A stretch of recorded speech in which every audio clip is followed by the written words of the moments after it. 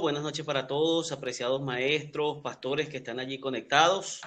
Para mí es un privilegio tener la oportunidad de compartir con ustedes esta clase de maestros de escuela sabática. Siempre es un desafío porque yo sé que las personas que están allí conectadas pues son maestros y muchos de ellos pues arduos estudiosos de la Biblia, así que espero pues que esta clase sea de bendición para todos. Gracias, Pastor Giancarlo. Pastor, tuve la oportunidad de conocerlo cuando era estudiante, compartimos bastante, hemos compartido bastante y de verdad que ha sido un privilegio, pastor, pues ahora trabajar de la mano en esta responsabilidad de evangelismo, ministerios personales y escuela sabática, que creo que es, yo siempre lo he dicho, ¿no? La escuela sabática es el corazón de la iglesia y muchas veces nuestras escuelas sabáticas están como infartadas, ¿no? Parece que el corazón está allí latiendo y necesitamos revivir este ministerio.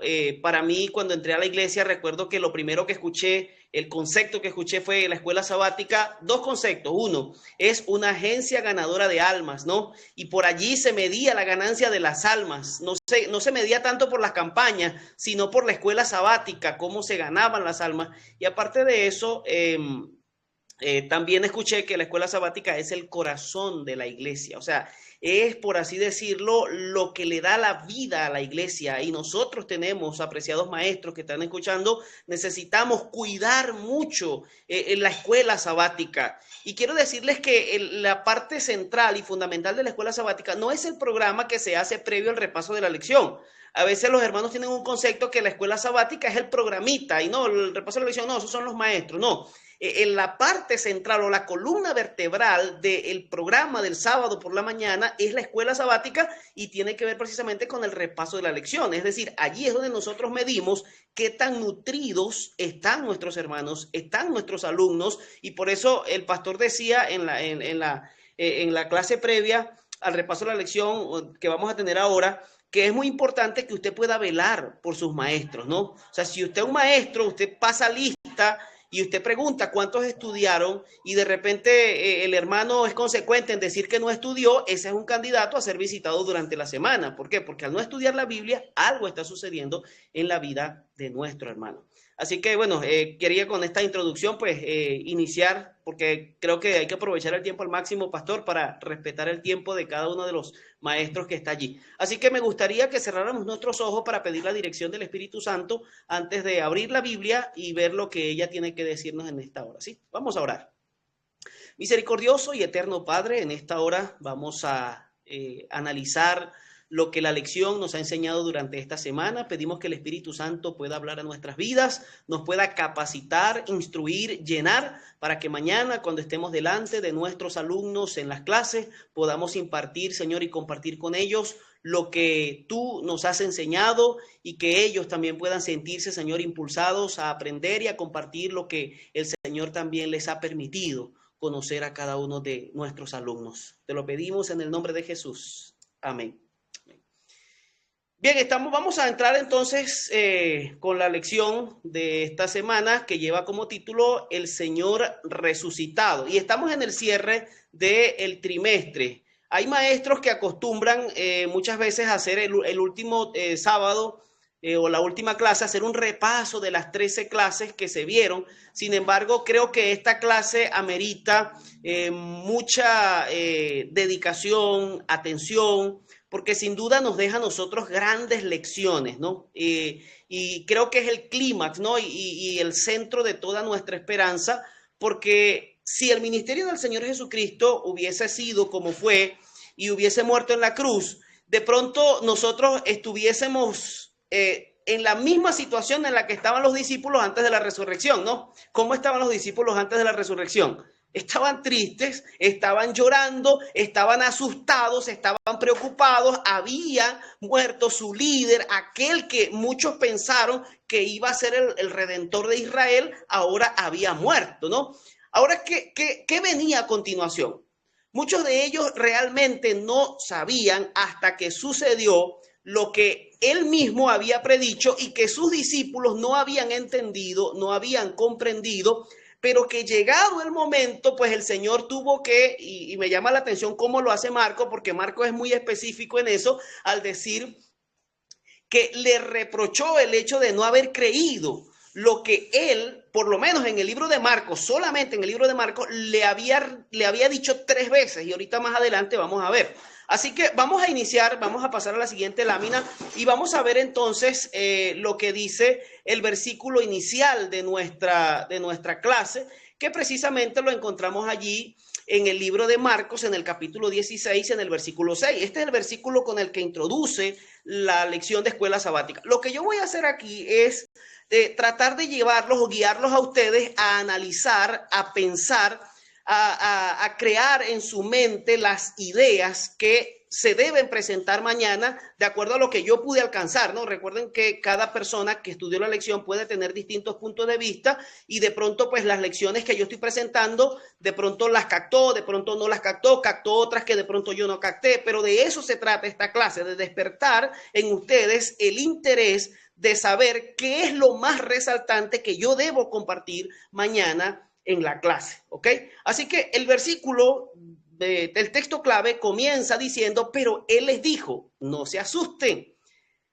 Ustedes buscan a Jesús Nazareno que fue crucificado, ha resucitado. No está aquí. Miren el lugar donde lo han colocado. Así que vamos a pasar a la siguiente lámina rápidamente porque quiero introducir esta parte diciéndoles lo siguiente. Miren, cuando nosotros hablamos de la resurrección, tenemos que entender que prácticamente es la esperanza que nos mueve y nos motiva a nosotros incluso al estar frente a la muerte. Yo tuve, dentro de lo humanamente posible, la tristeza de haber perdido a mi padre el año pasado. Y quiero decirles que entre esos sentimientos que yo tenía de saber, oye, murió mi papá y todos sabemos lo que significa un padre que ha estado presente en nuestra vida, que nos ha guiado, que junto a lo que Dios ha hecho con nosotros, Él ha sido instrumento de Dios para guiarnos, para formarnos. Quiero decirles que cuando venía a mi mente el saber que mi papá ya no estaba, lo único que venía a mi mente era la resurrección, ¿no? Y yo decía, oye, si Dios es el creador, si Dios es el todopoderoso, o sea, que incluso entregó su vida, la volvió a tomar, ¿verdad? Cuando resucitó. Yo decía, ahí es donde está nuestra esperanza. Lo que pasa es lo siguiente, que muchas veces nosotros, cuando vemos este tipo de promesas, ¿no? Y sobre todo cuando nosotros vamos a un funeral, que nos pasa mucho, a alentar a los hermanos, de pronto es fácil hacerlo de este lado, cuando yo soy el que va a dar aliento, pero cuando yo soy el que necesito el aliento, allí es donde entra quizá de pronto esa duda o esa dificultad de aceptar esa promesa, porque estoy viviendo el dolor. Y quiero decirles que esta lección me llevó a meditar mucho precisamente en lo que sucedió el año pasado, pero lo que hizo fue darme mayor confianza y mayor fortaleza, porque de una u otra manera yo sé que así como el Señor resucitó, así los muertos en Cristo van a resucitar también. Así que cuando nosotros encontramos esta escena que se registra en Marcos 16:6, ¿verdad? Donde Jesús Nazareno, el ángel dice, Él no está aquí, Él ha resucitado. Y con estas palabras, los ángeles pues fueron los primeros en proclamar el gran milagro de la resurrección. Entonces, grábense esto porque es muy importante, ¿no? Los primeros que proclamaron el mensaje de la resurrección fueron los ángeles o el ángel que estaba allí en la tumba cuando llegaron las mujeres muy temprano en la mañana. Él le dijo a quien buscan, Él no está aquí, Él ha resucitado. Entonces, los primeros que proclamaron esta gran noticia precisamente fueron los ángeles. Había gozo, había alegría. ¿Por qué? Porque era prácticamente la evidencia de que el pecado había sido derrotado. Es decir, era el clímax de la victoria en el ministerio de Cristo Jesús. Ahora, estudiar este tema únicamente basado en el libro de Marcos pudiera dejarnos muchas dudas, ¿no? Por eso, para nosotros poder entender a profundidad este tema, usted como maestro tiene que ir a los 4 evangelios, porque los 4 evangelios dan distintos acontecimientos que de pronto alguno no registra. Pero cuando usted compara la resurrección, y más adelante vamos a ver un cuadrito con una cronología de todos los eventos de la resurrección basado en los 4 evangelios, pero Lo que quiero decirles es que usted como maestro debe ir a los 4 evangelios para poder ampliar el panorama de lo que realmente ocurrió en la resurrección. Cómo es que las mujeres creían, los discípulos dudaban y por qué ocurre todo esto y una serie de acontecimientos que usted se va a dar cuenta. Así que tras muchas evidencias, ¿verdad? Todos terminan finalmente creyendo en la resurrección de Jesús hasta que finalmente Jesús aparece a todos y terminan reconociéndolo, terminan sacando sus dudas, despejando sus dudas y entonces pues son finalmente comisionados para poder proclamar la noticia al mundo entero, la noticia de que el Señor Jesucristo era el Mesías, de que Jesucristo había muerto, había resucitado, había ascendido al cielo y había prometido regresar nuevamente a esta tierra. Así que vamos a avanzar a la siguiente lámina y en la siguiente lámina vamos a mirar por lo menos 3 puntos claves que en lo personal considero que debe tocarse mañana en el repaso de la lección, ¿ok? Así que estos 3 puntos claves que nosotros vamos a ver es, número 1, las implicaciones que tiene la resurrección de Cristo para nosotros. Número 2, el papel que desempeñaron los testigos de la resurrección. Y número 3, lo que nosotros debemos hacer con el mensaje de la resurrección de Cristo. Son 3 puntos claves que creo que no podemos nosotros pasar por alto. Así que vamos a hablar inmediatamente de las implicaciones que tiene la resurrección de Cristo para nosotros como cristianos, ¿ok? Bien, Jesús, para que ustedes puedan tener un panorama un poquito más amplio, ¿no?, de lo que ocurre en esta parte principal. El Señor Jesucristo había anunciado en 3 ocasiones que él iba a morir, que él iba a padecer y que al tercer día iba a resucitar. Pero cuando el Señor finalmente muere, resulta ser que los discípulos quedan chasqueados. Nosotros lo podemos ver cuando usted va al Evangelio de Lucas y mira a los discípulos que Jesús se consiguió en el camino de Maús, que se juntó con ellos caminando, y Jesús los ve triste y le pregunta: ¿a ustedes qué les pasa? Y ellos dijeron: no, bueno, que tú no has sabido lo que sucedió en Jerusalén, lo de Jesús Nazareno.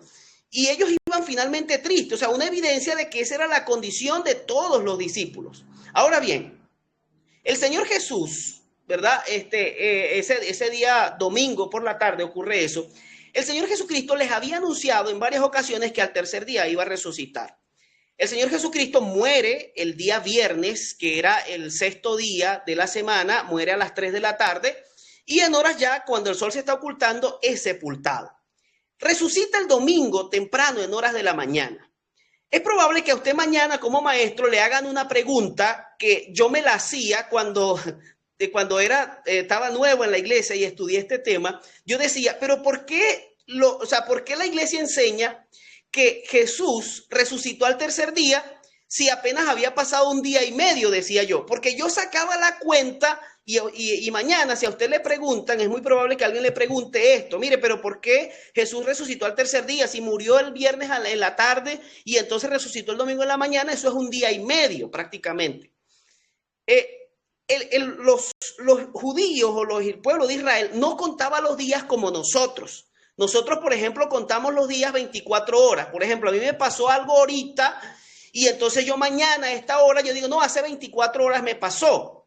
Pero un judío le va a decir: hace 2 días me pasó tal cosa.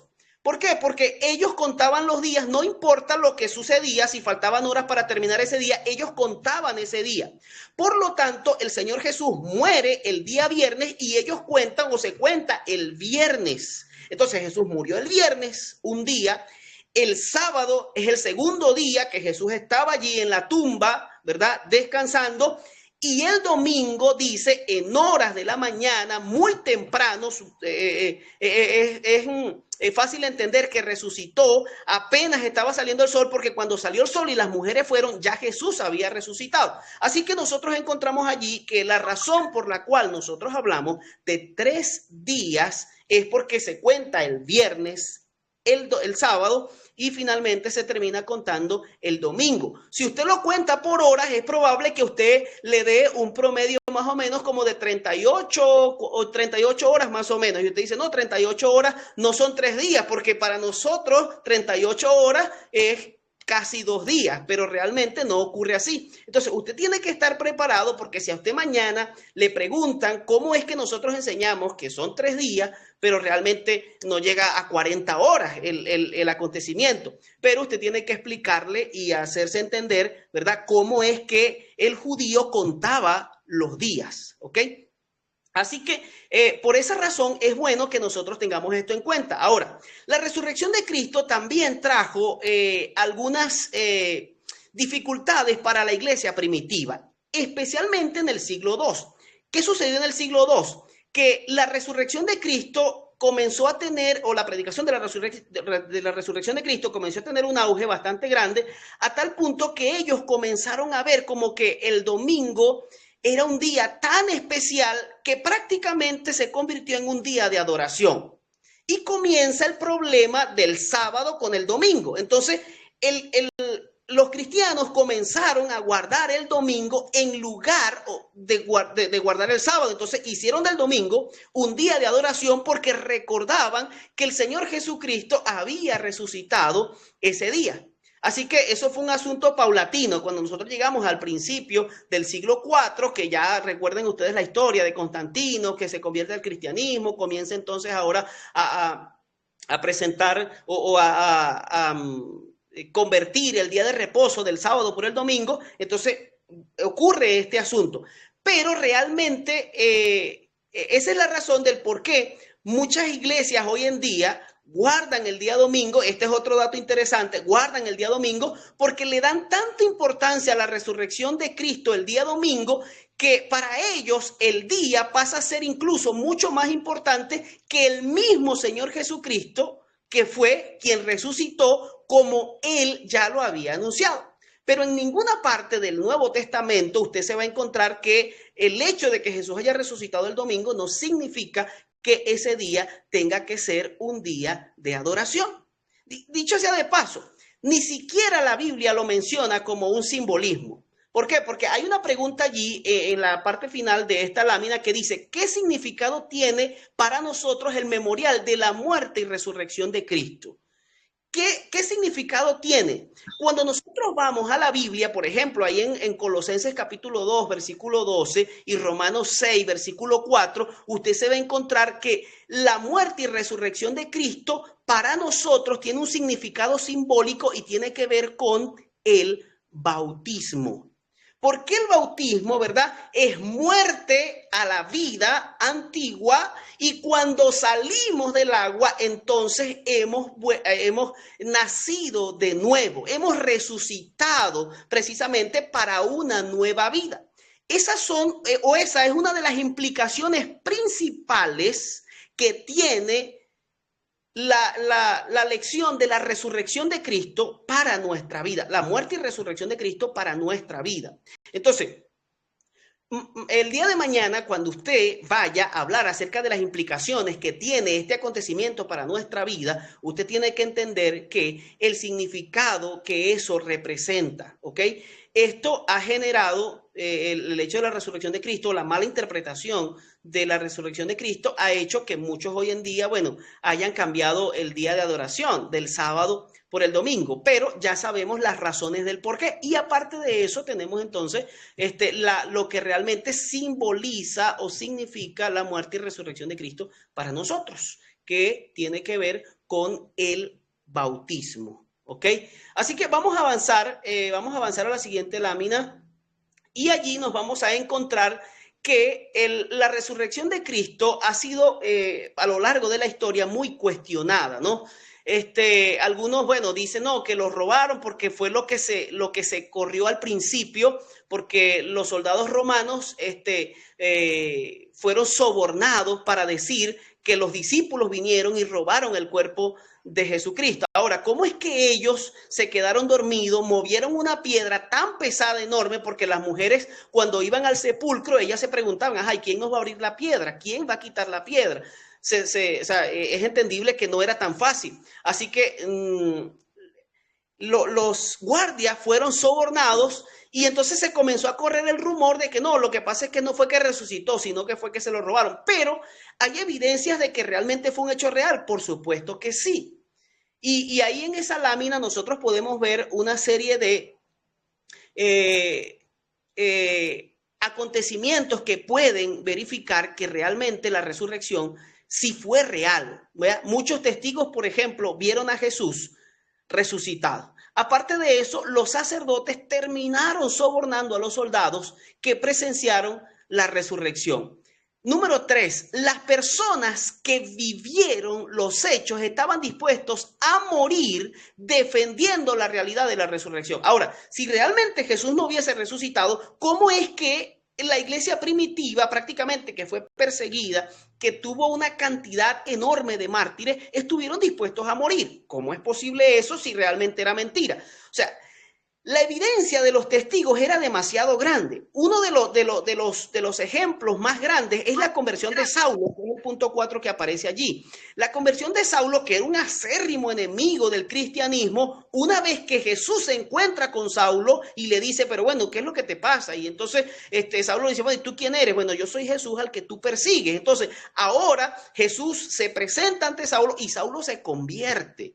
Y es una de las evidencias más grandes que podemos encontrar en la Biblia, porque dicho sea de paso, este apóstol nos dejó 14 cartas escritas en el Nuevo Testamento, que es la mayoría prácticamente del Nuevo Testamento, escritas por el apóstol Pablo, y encontramos precisamente a este hombre convertido cuando era un principal enemigo. Y aparte de eso, la propia existencia de la iglesia cristiana atestigua de la realidad de la resurrección. O sea, ¿cómo es que a lo largo de la historia esto ha ocurrido? Entonces, mañana, al momento de usted enseñar la lección, usted debe dejar en claro a sus alumnos que las evidencias bíblicas de que la resurrección fue un hecho real no dejan ninguna duda realmente para poder pensar o llegar a pensar que la resurrección de Cristo realmente no es real.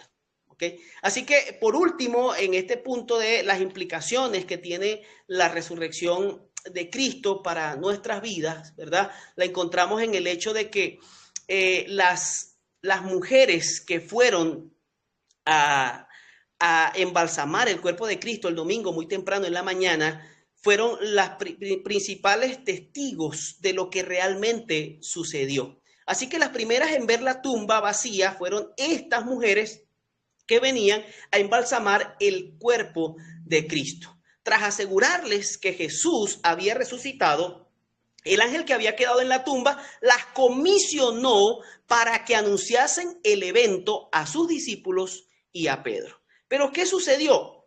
Que esto hizo que las mujeres se llenaran de miedo. En nosotros como cristianos, y aquí quiero hacer una aplicación a nuestra vida, ¿no? A nosotros como cristianos muchas veces nos da miedo o nos da temor proclamar o predicar el mensaje del evangelio. ¿Por qué? Porque no nos gusta ser rechazados. O sea, a nadie le gusta ser rechazado. Y por esa razón muchas veces nosotros nos cohibimos de predicar el evangelio.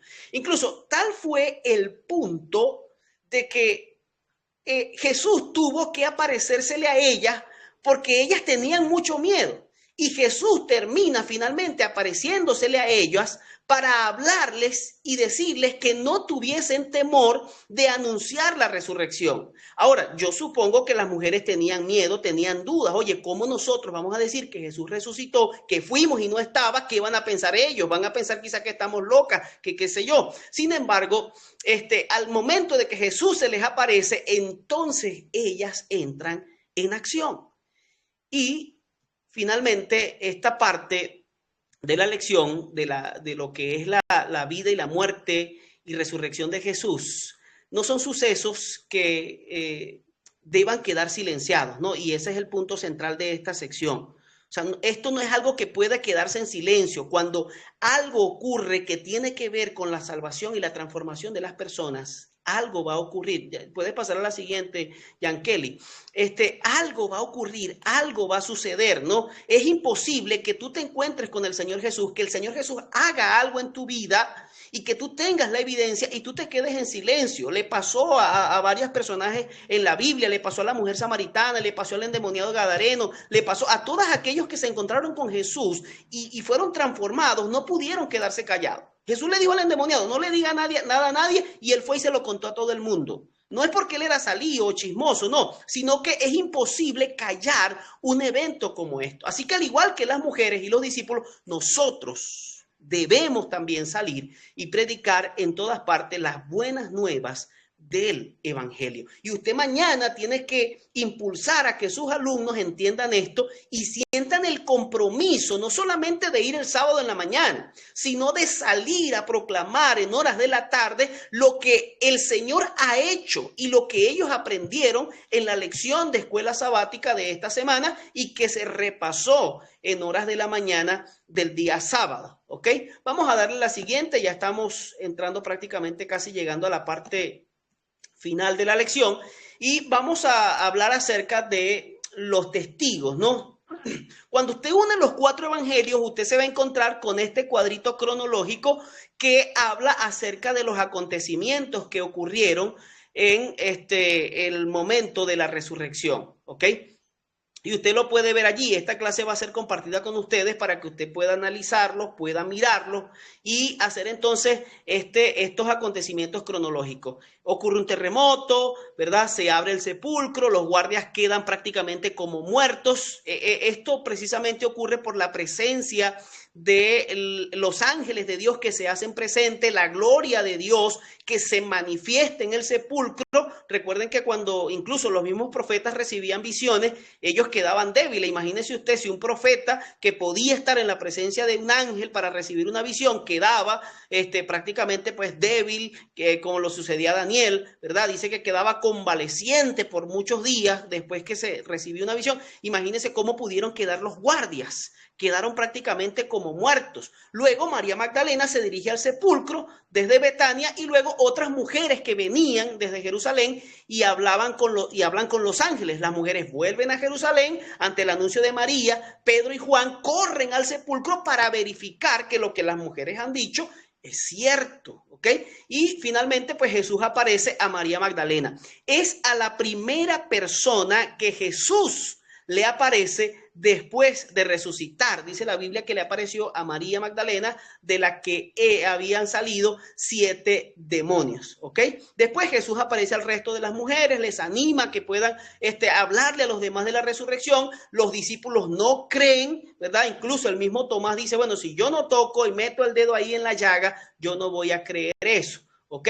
Los soldados finalmente son sobornados, Jesús aparece a Pedro, Jesús viaja a Emaús con estos dos, con Cleofas y su compañero, y finalmente los discípulos de Emaús se devuelven esa misma tarde, noche prácticamente al aposento alto, y finalmente Jesús se aparece en el aposento alto donde le da la gran comisión de predicar este evangelio. Así que la cronología de los testigos, nos da mayor evidencia de que realmente el Señor Jesucristo resucitó y terminó la tarea que venía a hacer. Finalmente, para ir ya concluyendo la lección, nos queda un minuto. Para ir concluyendo, quiero decirles que podemos pasar a la siguiente lámina, Yankeli, ¿verdad? Jesús termina prácticamente su ministerio después de la resurrección, comisionando a sus seguidores para que fueran por todo el mundo a predicar el evangelio.